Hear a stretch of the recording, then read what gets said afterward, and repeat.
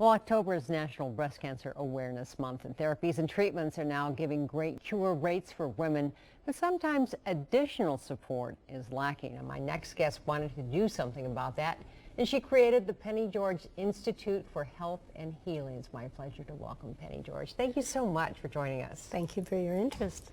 Now, your institute is doing something this weekend it's talking about transforming medicine. So let's talk a little bit about that. How is what your group is doing transforming medicine as we know it now?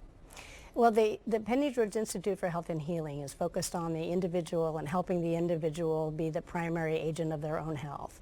And sometimes that involves therapies, and sometimes that's as simple as helping people deal with long-standing sleep problems or learning mindfulness to reduce their stress.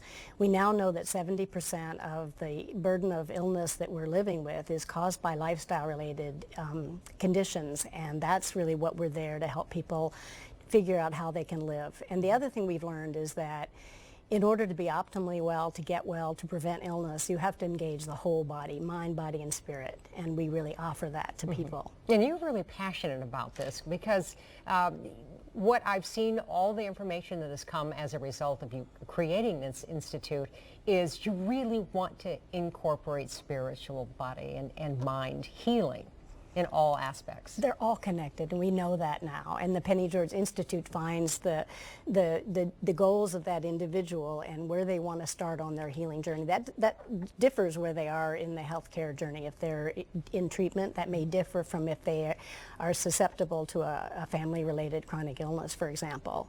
But we have things to offer, and we're also offering it to the system. We're now being integrated into primary care, for example. That's still in the planning process. It's part of mother-baby.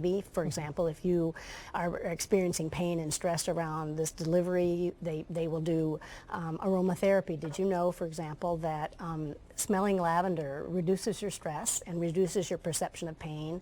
Nice. So we have lots of things that we can offer people. Now I understand why I like smelling lavender, and especially in some of the hand soaps I have. Now, tell me, why did you establish this institute? Well, I didn't set out to establish an institute. It came out of actually my own healing journey with breast cancer many years ago when I had exceptional care. It was really impeccable from a traditional care, but it was clear that I was being seen as a body part and a disease, and I knew that there was more to me than that.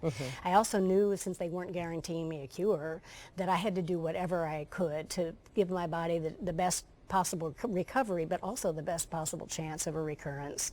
And so that's where I set out and found all these things, and I thought we should be offering this to people.